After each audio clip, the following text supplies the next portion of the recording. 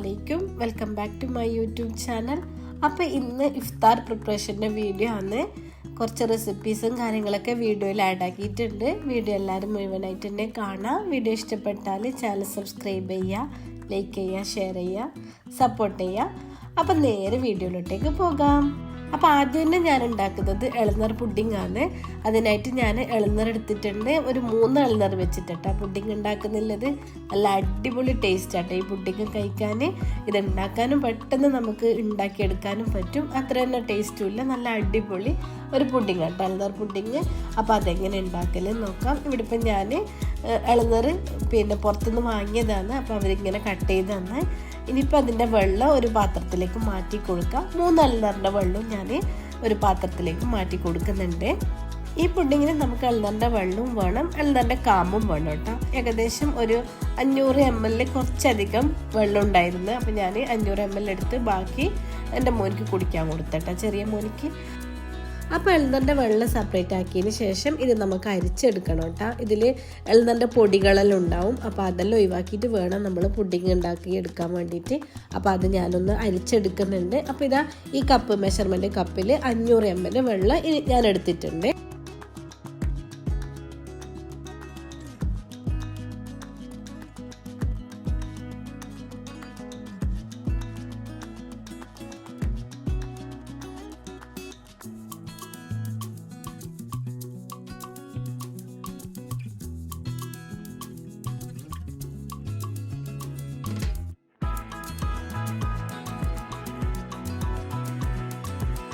ഇനിയിപ്പോൾ ഇളനീർ വെള്ളത്തിനെ ഒന്ന് തിളപ്പിച്ചെടുക്കണം. അപ്പോൾ അതിലേക്ക് നമുക്ക് ജലാറ്റിനോ ചൈന ഗ്രാസോ യൂസ് ചെയ്യാം കേട്ടോ. ഇപ്പോൾ ഞാൻ ജലാറ്റിനാണ് യൂസ് ചെയ്യുന്നുള്ളത്.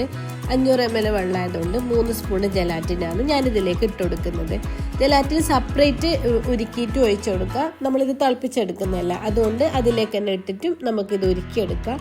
അപ്പം ഞാൻ ആദ്യം തന്നെ ഒരു 3 സ്പൂൺ ജലാറ്റിൻ ഇതിലേക്ക് ഇട്ടിട്ട് നല്ലോണം ഒന്നും മെൽട്ടാക്കിയിട്ട് തിളപ്പിക്കുന്നുണ്ട്. അപ്പോൾ ജലാറ്റിൻ അതിൻ്റെ കൂടെ തന്നെ നല്ലോണം ഉരുകി വന്ന് ജലാറ്റിൻ ഫുള്ളും ഇതിലേക്ക് ഡൈല്യൂട്ടായി. അതിന് ശേഷം ഇതിലേക്ക് ഞാനൊരു 3 സ്പൂണ് പഞ്ചസാരയും കൂടി ആഡ് ചെയ്യുന്നുണ്ട്. കുറച്ച് നല്ല മധുരമുള്ള വെള്ളം ആയതുകൊണ്ട് കേട്ടോ 3 സ്പൂൺ ആഡ് ചെയ്തത്. നിങ്ങൾക്ക് നല്ല മധുരം വേണമെങ്കിൽ അതിലധികം ആഡ് ചെയ്യാം ഷുഗർ. ഇവിടെ ഇപ്പോൾ ജലാറ്റിനൊക്കെ ഡൈല്യൂട്ട് ആയിട്ടുണ്ട്. ഇനിയും വെള്ളം തിളക്കുന്നത് വരെ ഒന്ന് വെയിറ്റ് ചെയ്യുക. തിളച്ചതിന് ശേഷം ഇത് മാറ്റി വെക്കാം. തടിഞ്ഞതിന് ശേഷം നമുക്ക് ഇതൊരു പുഡിംഗ് ഉണ്ടാക്കാൻ ഉദ്ദേശിക്കുന്ന പാത്രത്തിലേക്ക് മാറ്റി വെച്ചിട്ട് ഫ്രീസറിലേക്ക് എടുത്തേക്കാണ് ചെയ്യേണ്ടത്. അപ്പോൾ വെള്ളം നല്ലോണം തിളച്ച് വന്നിട്ടുണ്ട്. ഇനി ഇത് ചൂട് തണിയാൻ വേണ്ടിയിട്ട് ഒരു ഭാഗത്തേക്ക് മാറ്റി വെച്ച് കൊടുക്കാം. ഇനിയിപ്പോൾ ഇതാ പുഡിങ്ങിൻ്റെ പാത്രത്തിലേക്ക് ഒഴിച്ചിട്ട് തണിയാൻ വെച്ച് കൊടുക്കാം. എന്താണെന്ന് വെച്ചാൽ നമ്മളിത് ചൂടോടെ ഫ്രിഡ്ജിൽ വെക്കാൻ പാടില്ല, കുറച്ചൊന്ന് ചൂടാറിയതിന് ശേഷം വേണം കേട്ടോ ഫ്രിഡ്ജിലെടുത്ത് വെക്കാൻ വേണ്ടിയിട്ട്. ഇവിടെ ഇപ്പം ഞാൻ ആദ്യം തന്നെ പുഡിങ്ങിൻ്റെ പാത്രത്തിലേക്ക് ഒഴിച്ചിട്ട് അതൊരു സൈഡേക്ക് മാറ്റി വെക്കുന്നുണ്ട്. അതിന് ശേഷം ഈ പുഡിങ്ങിൻ്റെ 2ാമത്തെ ലെയർ ഉണ്ടാക്കണം. അത് നമുക്ക് ഇത് ഇളനീറിൻ്റെ കാമ്പെടുത്തിട്ട് ഉണ്ടാക്കിയാണ് ചെയ്യേണ്ടത്. അപ്പോൾ ഇത് തണിയാൻ വെച്ച സമയത്തേക്ക് നമുക്ക് ഇളനീർ പൊളിച്ചിട്ട് അതിൻ്റെ കാമ്പൊക്കെ എടുത്തിട്ട് വരാം.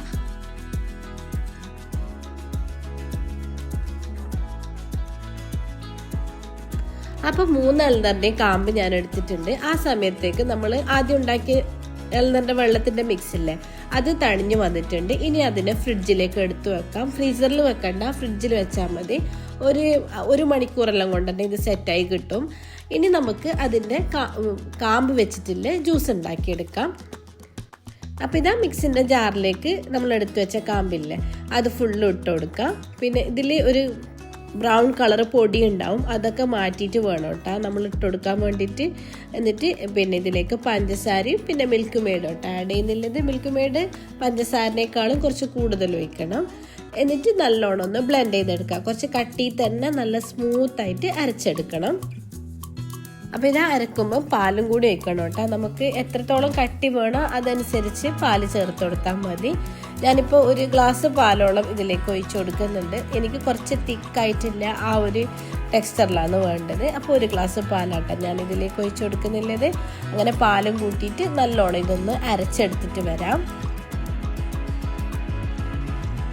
അപ്പോൾ ഇതാ നല്ല സ്മൂത്താക്കി അരച്ചിട്ടുണ്ട്.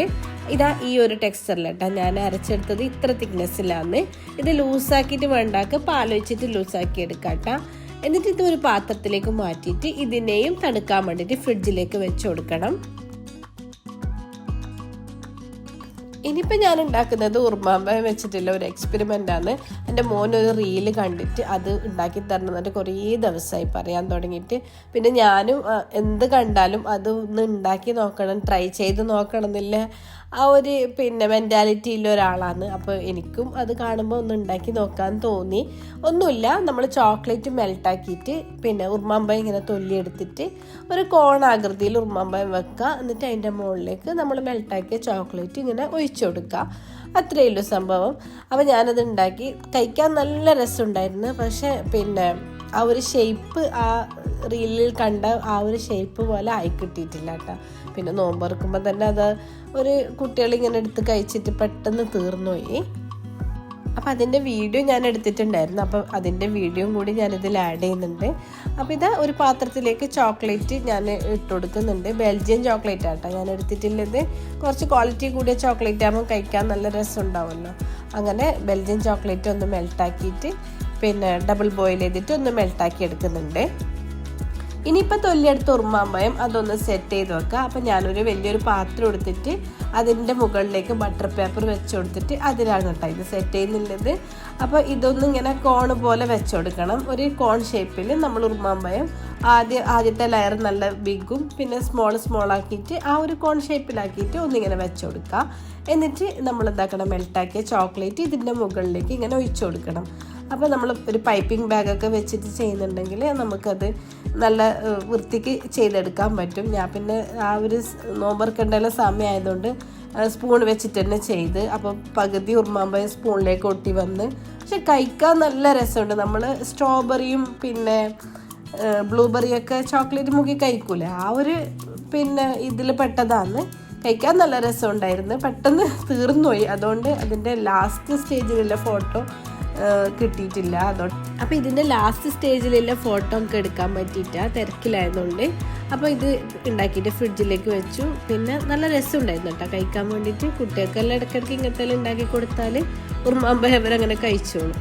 അങ്ങനെ ഇനിയിപ്പോൾ ഞാൻ ഉണ്ടാക്കുന്നത് പബ്സാണ്. അപ്പോൾ പബ്സ് ഉണ്ടാക്കാൻ വേണ്ടിയിട്ട് ഞാൻ ഉള്ളി കട്ട് ചെയ്ത വീഡിയോസൊക്കെ ഞാൻ എടുത്തിട്ടുണ്ടായിരുന്നു. അപ്പോൾ ഫോണിലത് റെക്കോർഡായിട്ടില്ല. ചില സമയത്ത് ഫോണില്ല, പെട്ടെന്ന് ചൂടാകുന്നുണ്ട്. ഐഫോണാണ്, എല്ലാവർക്കും ഉണ്ട് ഈ പ്രശ്നം. ഐഫോൺ പെട്ടെന്ന് ചൂടാകുന്നത്. ആ ചൂടായ സമയത്ത് നമ്മൾ എന്തെങ്കിലും വീഡിയോസ് എടുത്താൽ അത് റെക്കോർഡാകുന്നില്ല. ഓരോരു സമയത്ത് റെക്കോർഡാകുന്നു, ഓരോരു സമയത്ത് റെക്കോർഡാകുന്നില്ല. അതുപോലെ ഇപ്പോൾ എന്തോ സംഭവിച്ചിട്ട് ഞാൻ എടുത്ത വീഡിയോസൊക്കെ പോയി. ഇപ്പം ഞാനിവിടെ ആ പബ്സിൻ്റെ മസാലയ്ക്ക് വേണ്ടിയിട്ട് ഉള്ളി, മല്ലിച്ചപ്പ്, സ്പ്രിംഗ് ഓണിയന്, ഇത്രയും ഐറ്റംസ് എടുത്തിട്ടുള്ളൂ. ഒരു ചെറിയൊരു കഷ്ണം ഇഞ്ചി, ഇതെല്ലാം ഇട്ടിട്ട് നല്ലോണം ഒന്ന് വഴറ്റി. ഇതിലേക്ക് കുരുമുളകും ഉപ്പും മാത്രമാണ് ഞാൻ ചേർത്ത് കൊടുത്തത്. ഉള്ളി നല്ലോണം വാടി വരണ്ട കേട്ടോ, കുറച്ചൊന്ന് വെന്താൽ മതി. ഒരുപാട് വഴറ്റിയെടുക്കുകയൊന്നും വേണ്ട പബ്സ് ഉണ്ടാക്കാൻ വേണ്ടിയിട്ട്. അങ്ങനെ ചെയ്ത പബ്സ് ആട്ടോ എനിക്കിഷ്ടം കഴിക്കാൻ വേണ്ടിയിട്ട്. അങ്ങനെ ഇപ്പോൾ ഇതാ ഉള്ളിയെല്ലാം നല്ലോണം ഒന്ന് എടുക്കുന്നുണ്ട്. ഇനിയിപ്പോൾ കറിവേപ്പിലയും കൂടി ആഡ് ചെയ്യുന്നുണ്ട്. കറിവേപ്പിലയും കൂടി ഇട്ട് കൊടുത്തിട്ട് പുഴുങ്ങിയ മുട്ടയില്ലേ അതും കൂടി ഇതിലേക്ക് ഇട്ട് കൊടുക്കുക. കുറച്ച് വെള്ളം ഞാൻ ഒഴിച്ച് കൊടുക്കുന്നുണ്ട് കേട്ടോ, മസാല എല്ലാം ഒന്ന് മിക്സായി വരാൻ വേണ്ടിയിട്ട്. അപ്പോൾ മുട്ടയും ചേർത്തിട്ട് ഒരു 5 മിനിറ്റും കൂടി ഒന്ന് വേവിച്ചിട്ട് നമ്മുടെ പബ്സിലേക്കുള്ള മസാല റെഡിയായി. ഇനിയിപ്പം പബ്സിൻ്റെ ഷീറ്റ് എടുക്കുക, എന്നിട്ട് മസാല വെച്ച് കൊടുക്കുക. പബ്സിൻ്റെ ഷേപ്പിലേക്ക് ഫോൾഡ് ചെയ്തെടുക്കുക. അപ്പോൾ ഒരു ഷീറ്റിലേക്ക് ആദ്യം കുറച്ച് മസാല ഇടുക, അതിൻ്റെ മുകളിലേക്ക് ഒരു മുട്ട വെച്ച് കൊടുക്കുക. എന്നിട്ട് കുറച്ചും കൂടി മസാല ഇട്ടെടുത്തിട്ട് ഒന്ന് ഫോൾഡ് ചെയ്തെടുക്കുക. ഇപ്പം ഞാൻ ഇവിടെ എടുത്ത ഷീറ്റ് 5 ഉണ്ടായിട്ടു. അപ്പോൾ എനിക്ക് കുറച്ച് മസാല ബാക്കി വന്നു. ഞാൻ ആദ്യം വിചാരിച്ചു ഷീറ്റ് ഒരു 10 കാണുമെന്ന്. അങ്ങനെ 5 മുട്ട പൂങ്ങിയത്. അപ്പോൾ ബാക്കി വന്ന ഇതിന് നമ്മൾ മുട്ട റോസ്റ്റ് ആക്കിയിട്ട് രാത്രി ചപ്പാത്തി ഉണ്ടാക്കി കഴിച്ചോട്ടാ.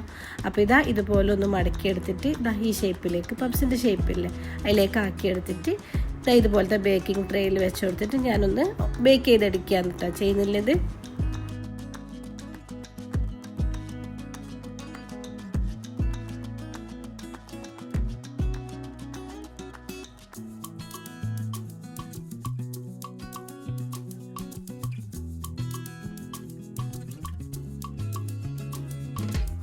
അപ്പോൾ ബേക്ക് ചെയ്യുന്നതിന് മുന്നേ ഒന്ന് എഗ് വാഷ് ചെയ്യണം. അപ്പോൾ എനിക്ക് അതിൻ്റെ മുകളിലെല്ലാം നല്ല ക്രിസ്പി ആയിട്ട് വരല്. അതിനായിട്ട് ഒരു മുട്ട എടുക്കുക, മുട്ട ഒന്ന് പൊട്ടിച്ചിട്ട് നല്ലോണം ഒന്ന് ബീറ്റ് ചെയ്യുക. അതിന് ശേഷം ഒരു ബ്രഷ് വെച്ചിട്ട് പബ്സിൻ്റെ മുകളിലേക്ക് ഒന്ന് എഗ് വാഷ് ചെയ്ത് കൊടുക്കുക. അങ്ങനെ എല്ലാ പബ്സിൻ്റെ മുകളിലേക്ക് ഞാൻ എഗ് വാഷ് ചെയ്തു. എന്നിട്ട് നേരെ ബേക്കിംഗ് ട്രേയിൽ വെച്ചിട്ട് ഒരു 20 മിനിറ്റ് ഒക്കെ എടുത്തിട്ടുണ്ടാവും ഇത് കുക്കായി വരാൻ വേണ്ടിയിട്ട്. അങ്ങനെ പബ്സ് റെഡിയാക്കി.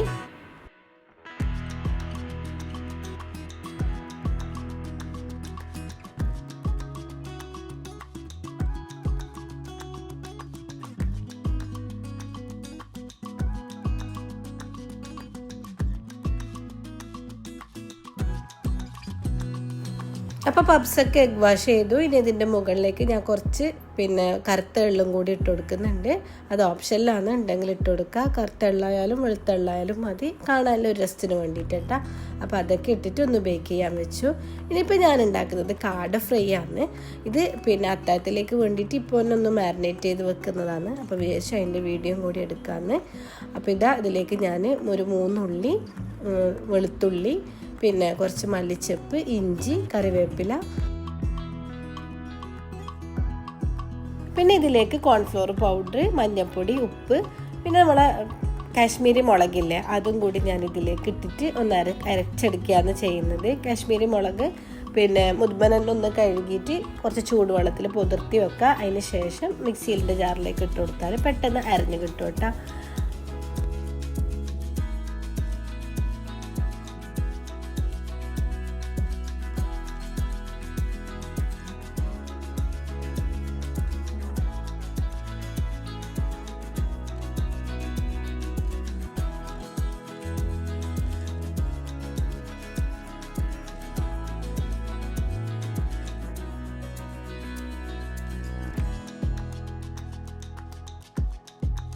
അപ്പോൾ ഇതെല്ലാം ഒരു മിക്സിൻ്റെ ജാറിലേക്ക് ഇട്ടിട്ട് അരച്ചെടുക്കുന്നുണ്ട്. എന്നിട്ട് അരച്ചതിനെ ഒരു ബൗളിലേക്ക് മാറ്റി കൊടുക്കുക. എന്നിട്ട് അതിലേക്ക് ഉപ്പും മഞ്ഞൾപ്പൊടിയും കോൺഫ്ലോർ പൗഡറും ചേർത്ത് കൊടുക്കുക. കുറച്ച് മുളക് പൊടിയും കൂടി ഇതിലേക്ക് ഞാൻ ചേർത്ത് കൊടുക്കുന്നുണ്ട്. എന്നിട്ട് നല്ലോണം ഒന്ന് മിക്സ് ചെയ്യുക. എന്നിട്ട് നമ്മൾ കഴുകി വൃത്തിയാക്കിയ കാടയില്ലേ അതും കൂടി ഇതിലേക്ക് ഇട്ട് വെച്ചിട്ട് ഞാൻ ഫ്രിഡ്ജിലേക്ക് വെച്ചുകൊടുക്കുകയാണ് ചെയ്യുന്നത്. അത്താഴത്തിൻ്റെ സമയത്ത് പൊരിക്കാൻ വേണ്ടിയിട്ട്. ഇപ്പോൾ തന്നെ മാരിനേറ്റ് ചെയ്ത് വെച്ചാൽ നല്ല ഉപ്പും പുളിയെല്ലാം പിടിക്കുമല്ലോ എന്ന് വിചാരിച്ചിട്ട് അങ്ങനെ അതും കൂടി ചെയ്ത് വെച്ചു.